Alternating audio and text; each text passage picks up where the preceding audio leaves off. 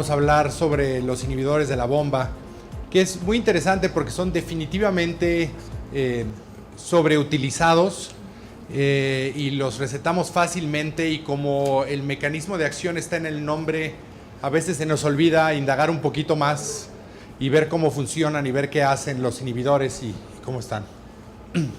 Para hablar un poquito, me gusta empezar con un poquito de fisiología, para entender un poquito más y repasar un poquito la secreción de ácido, que es extremadamente importante.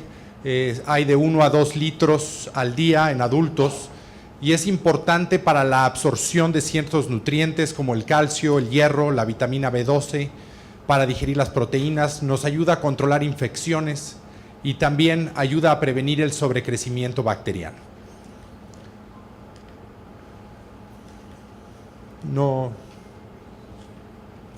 Perdón. El ácido es secretado por las células parietales y es secretado en respuesta a diferentes estímulos. Está el estímulo parácrino, neuroendocrino y hormonal. El parácrino es por la secreción de histamina de las células parecidas a las enterocromafinas, que secretan histamina y van a la célula parietal en el receptor H2 y la estimulan. Otra estimulación de la secreción del ácido muy fuerte es la acetilcolina, secretada por las neuronas.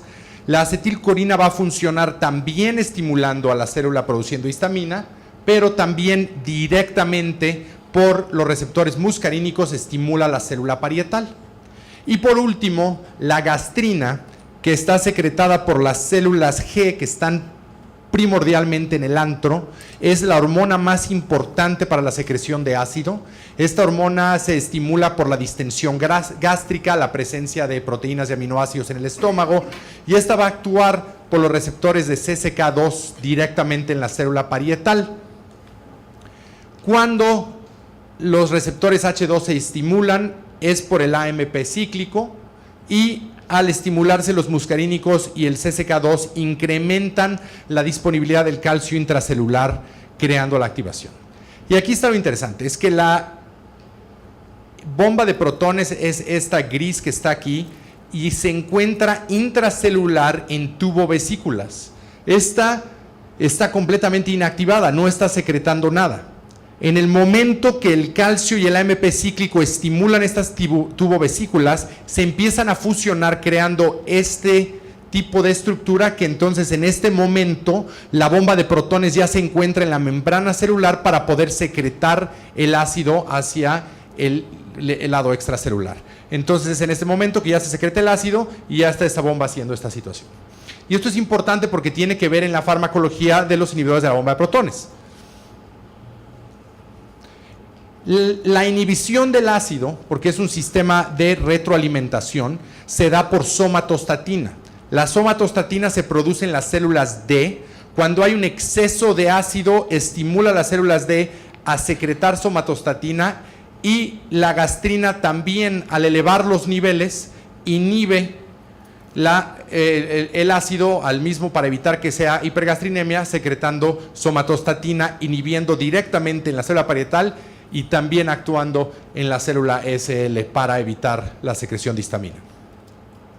La bomba secreta hidrógeno en concentraciones, un gradiente de concentración impresionante. Es una bomba muy eficiente, obviamente por ATP, y se encuentra desde las 25 semanas de gestación y va aumentando hasta los primeros días después del nacimiento.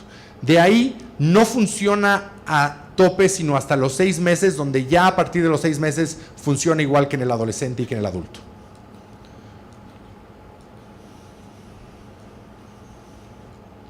Listo. Los inhibidores de la bomba de protones son profármacos, es decir, no están protonados. Un inhibidor de la bomba de protón, si no está activado, no tiene efecto. Y esto es muy importante porque las bombas de protones no solo están en el estómago. Hay bombas de protones en el colon, en la cóclea, en los riñones, en el colon, en el corazón. La manera que se le da esta selectividad a los inhibidores de la bomba de protones es porque son profármacos que se activan con el medio ácido de la célula parietal del estómago. Y esto es muy importante porque entonces se mete el inhibidor de la bomba de protón por la vía oral, obviamente, y si tenemos el profármaco expuesto y no está cubierto, se va a activar por el medio ácido dentro del estómago y ese fármaco no va a servir absolutamente para nada. Entonces, ¿qué se hacen? Que obviamente existen cápsulas entéricas que están diseñadas a no soltar el fármaco, sino hasta que existe un pH mayor a 6 para que pueda salir al intestino y entonces sí poder ser absorbido. Pero ¿qué hacemos en pediatría? Porque los niños no pueden comerse las cápsulas, ¿verdad? Les pedimos que las abran y que las pongan aparte en comida. Entonces, automáticamente estamos disminuyendo la biodisponibilidad del fármaco en el momento que estamos jugando a nosotros decidir cómo se va a administrar un fármaco que fue diseñado así de alguna manera.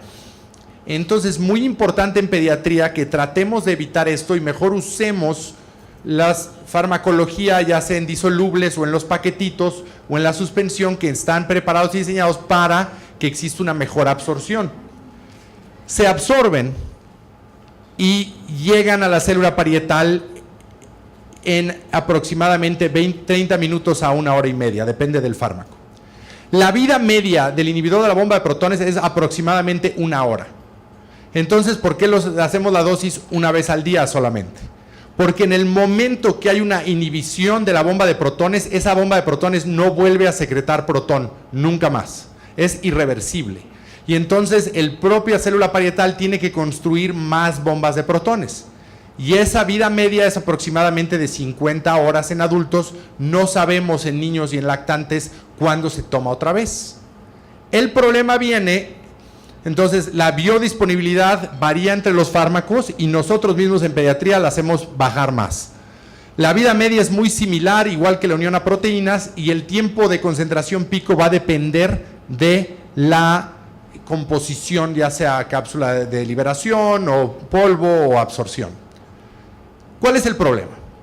Que cuando llega el fármaco a la célula parietal, el inhibidor de la bomba de protones solo inhibe las bombas que están activas, no inhibe las bombas que están aquí adentro. Entonces, si lo tomamos a la hora que queramos y el inhibidor de la bomba de protones inhibe esto y media hora después nos vamos a comer, la comida es lo que hace que se cree esta secreción acá y entonces tenemos bombas de protones nuevas secretando ácido después de haber dado el efecto de la vida media solo de 1 hora del inhibidor de la bomba de protones. Entonces hay que tener cuidado porque la comida retrasa la absorción y no solo eso, es considerado el mayor efecto fisiológico para esa activación de las bombas de protones. Entonces es muy importante que se tome el medicamento media hora antes de los alimentos para poder ser efectivo. Obviamente con una dosis no vamos a inactivar todo, incluso entre las mejores condiciones, por eso se toma 3 dosis en llegar a un buen estado de concentración estable. Y hay otro problemita con los inhibidores de la bomba de protones, es que se metabolizan en el hígado con el citocromo P450 y dentro de estos la isoenzima más importante es CYP2C19. Y esto es importante porque de acuerdo genéticamente cómo tengamos esta enzima, cómo nuestro cuerpo va a reaccionar a los inhibidores de la bomba de protones. Y entonces utilizando esta enzima podemos saber si somos metabolizadores rápidos, lentos o normales. Interesantemente, fisiológicamente está disminuido en neonatos. Entonces, a pesar de que tienen menos isoenzima, se les da luego mayor dosis de inhibidor de la bomba de protones, cuando en realidad necesitarían menos. Vamos a hablar de inhibidores en lactantes después del descanso. Y lo que sí es que de 1 a 4 años de edad esta enzima está más elevada y entonces eso sí necesita mayor dosis a veces en caso. Entonces esta isoenzima nos va a dividir a los pacientes en metabolizadores rápidos, heterocigotos o metabolizadores lentos. Los asiáticos muchos son metabolizadores lentos y los caucásicos tienden a ser metabolizadores rápidos.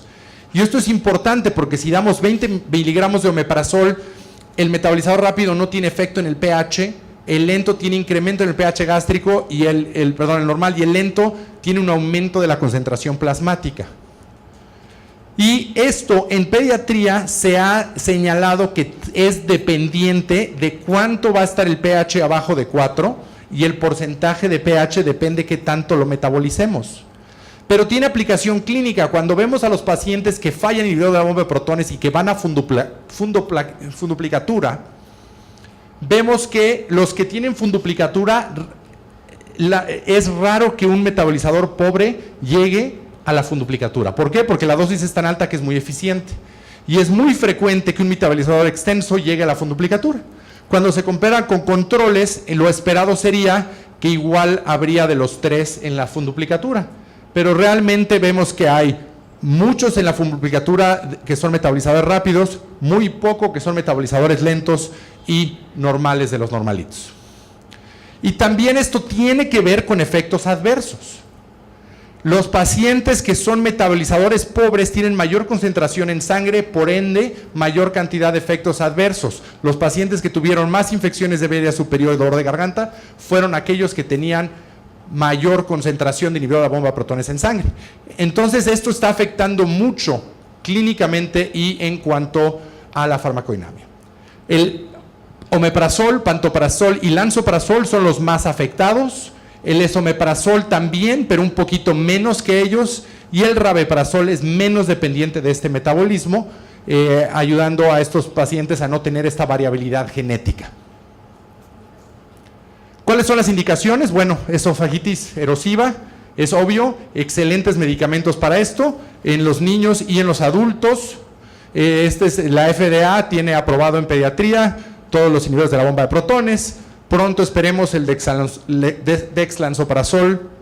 Este es un fármaco que tiene 2 picos de eliminación porque se elimina a 2 pHs diferentes. Entonces realmente sale concentración máxima en 1 hora y luego 6 horas después. Entonces nos evita ese problema de la comida y ayuda con mucho mayor efectividad.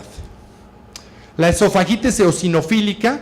El inhibidor de la bomba de protones es fundamental, no solo al eliminar el ácido, pero se ha visto en laboratorio que el inhibidor de la bomba tiene factores antiinflamatorios independientes a su secreción de ácido. Y teniendo el algoritmo anterior, que había síntomas sugestivos de esofagitis eosinofílica, se hacía la biopsia con endoscopía, más de 15 eosinófilos, 8 semanas de inhibidor de la bomba de protones. Si se trataba, si era mejor, entonces era sensible inhibidor de la bomba de protón, y si no era esofagitis, bueno, a partir de hace poco, ya desde que se juntaron en el Agree Conference, dijeron, bueno, la ERGE y la esofagitis eosinofílica pueden coexistir. Y cuando hablaban de este término de esta eosinofilia esofágica sensible inhibidor de la bomba de protones, no sabían dónde ponerla. No sabían si era independiente, una enfermedad diferente, no sabían si era un subtito de ERGE o algún subtipo de esofagitis eosinofílica. La evidencia ahorita es que eso y esofagitis eosinofílica es lo mismo y que no se debe describir una enfermedad por respuesta o no a tratamiento. Entonces, ya se clasifica esta eosinofilia sensible inhibidor de la bomba de protones como esofagitis eosinofílica. Entonces, es ahora que el inhibidor de la bomba de protones ya es una opción de tratamiento para la esofagitis eosinofílica, siendo mucho más fácil algoritmo, si hay eosinofilia, y ya el paciente puede decidir junto con ustedes, inhibidor de la bomba de protones, esteroide de glutido o eliminación. Las indicaciones en pediatría: esofagitis eosinofílica, esofagitis erosiva, AINES, sangrado de tubo digestivo y Helicobacter pylori, como habíamos dicho. Y son tan buenos fármacos que podemos dividir la vida del reflujo en antes y después del inhibidor de la bomba de protones. Porque antes el problema era cómo tratamos esto. Ahora el problema es cómo tratamos esto, ya que no hay esto. ¿Qué pasa con los pacientes que son refractarios a los inhibidores de la bomba de protones? ¿Cómo los tratamos? Ahora, ¿qué tenemos que hacer con ellos? Bueno, sabemos que en adultos, si es esofagitis erosiva y alto cambio en el pH, funcionan. Pero cuando no es alteración en el pH, los síntomas no cambian, y eso es muy similar en niños. Lo primero que hay que hacer es, hay que ver si hay una variancia entre los inhibidores de la bomba de protones. Estamos usando uno que no es tan efectivo. Hay que ver si los están tomando adecuadamente, se lo están tomando antes de los alimentos, están abriendo la cápsula. Todo lo que dijimos al principio es importante porque tiene un impacto clínico. La siguiente pregunta es, a lo mejor es un metabolizador rápido y por eso no está funcionando bien. Creo que en un futuro, y el futuro del reflujo y de la esofagitis va a ser hacerle esta prueba genética y hacer la dosis de acuerdo. Hacemos justo como lo que hacemos en inflamatorio intestinal con las atropinas sobre si es metabolizador o no. No todos los inhibidores de la bomba de protones son iguales. Este es un excelente artículo comparando a la dosis estandarizando al omeprazol. 20 miligramos de pantoprazol son equivalentes a 4.5 de omeprazol. 15 de lansoprazol a 13.5 de omeprazol. Entonces, no todos los inhibidores de la bomba de protones son iguales. Cuando vemos la regresión lineal de una vez al día, vemos que existe mayor efectividad del esomeprazol y rabeprazol contra los otros que son menos potentes. Pero en el momento que se dan los fármacos 2 veces al día, vean la línea de regresión y ya todos los fármacos que están aquí en negro oscuro, en negro completamente llenados, están dentro de esta línea de regresión. Entonces no importa el fármaco que sea, si hace el salto de una vez al día a 2 veces al día, aumenta la efectividad. Y si vamos de 2 veces al día a 3 veces al día, vean cómo están sobrepuestas la línea de regresión. Es decir, no existe beneficio ir más allá de 2 veces al día. Y cuando hablamos del dexlansoprazol, que es una vez al día, como tiene los 2 picos de efectividad, está dentro de la misma línea de regresión de 2 veces al día. Y hay que tener cuidado cuando quitemos este fármaco, ir poco a poquito, porque incluso en pacientes sin problemas gástricos, cuando se les da el inhibidor de la bomba de protones, disminuimos el ácido. En fisiología, ¿qué pasa? La gastrina sube, y al subir la gastrina y tener la gastrina tan alta, en el momento que lo quitamos, hay una hipersecreción de ácido por toda la gastrina que estaba ahí. Entonces hay un efecto rebote que hay que tener cuidado y hay que irlos bajando poco a poquito para evitar esa hipersecreción de gastrina. Cuando no fallan y todo esto estaba bien, no es metabolizado rápido, está bien administrado, es un fármaco potente, ya lo dimos 2 veces al día, pues a lo mejor lo que estamos tratando no es ácido y por eso no está funcionando. A lo mejor es otro diagnóstico que estamos confundiendo con enfermedad por reflujo gastroesofágico. Cuando los dividimos por impedancia, los podemos dividir en ERNE, que es reflujo anormal con síntomas relacionados, y el tratamiento es claro, inhibidor de la bomba de protones. Cuando tienen esófago hipersensible, es decir, están teniendo reflujo, pero el reflujo que tienen en cantidad y en ácido no es diferente a un niño que no tiene síntomas. Entonces el problema no es el reflujo, porque eso es normal en cantidades, el problema es la hipersensibilidad del esófago en ese paciente, tratamiento con moduladores de la percepción e inhibidor de la bomba de protones. Y luego tenemos la pirosis funcional, es decir, el paciente que se queja de pirosis, pero cuando se hace una impedancia con pHmetría, no hay nada pasando por ahí en el momento que el paciente se está quejando. En pediatría, el 44% son pirosis funcional. Entonces, es difícil a veces cuando no funciona el inhibidor saber si es el paciente o es el fármaco. 27% ERNE y 27% esófago hipersensible. Es decir, indicación de más o menos la mitad de estos pacientes tienen indicación de inhibidor de la bomba de protones y la mitad no. Y lamentablemente no hay manera de, por hacer un tratamiento empírico, no hay manera de clasificar a estos pacientes. Es decir, cuando el paciente no está respondiendo, hay que hacer pHmetría con impedancia para clasificarlos. O a lo mejor el paciente no tiene reflujo y nada más estamos de tercos, como a veces los otorrinos, que al menos pasa mucho allá, le ven la garganta, la ven roja, y entonces eso tiene que ser reflujo sí o sí. Bueno, este es un excelente artículo donde se vieron la vía aérea roja, les hicieron pasar el videíto a los otorrinos y los clasificaron en otorrino de mucha experiencia, media y poca experiencia. Ellos hicieron su clasificación y se comparó con la impedancia de ese paciente. Y miren nada más, por todos lados está, no hay una correlación lineal sobre el ver una garganta roja con reflujo. Así es que en eso no es indicación para inhibidor de la bomba de protones y eso no es reflujo. Efectos adversos, se han vilificado los inhibidores de la bomba de protones. Vamos a ser honestos, son bastante seguros. Pero como todos los medicamentos, si el paciente no lo necesita, no se lo den. Esa es la situación. Y cuando se lo dan, hay que darlo por un tiempo predeterminado, tener una estrategia de salida. Como damos un antibiótico por 14, 21, 7, lo que quieran, sabemos que eso es lo que vamos a tratar y luego vamos a evaluar.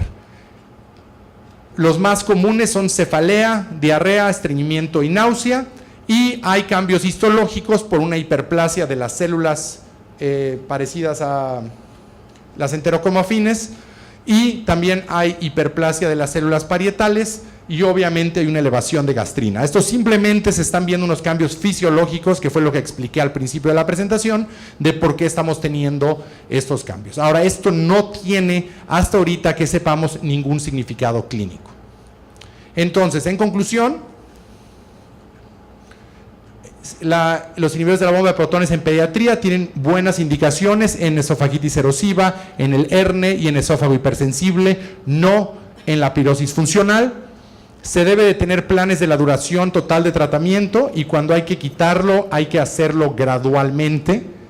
El tiempo y forma de administración del medicamento son muy importantes, 30 minutos antes de los alimentos, y en una manera en la que no estemos comprometiendo la biodisponibilidad del fármaco, y el genotipo juega un papel muy importante en la eficacia y juega un papel muy importante en los efectos adversos. Muchas gracias.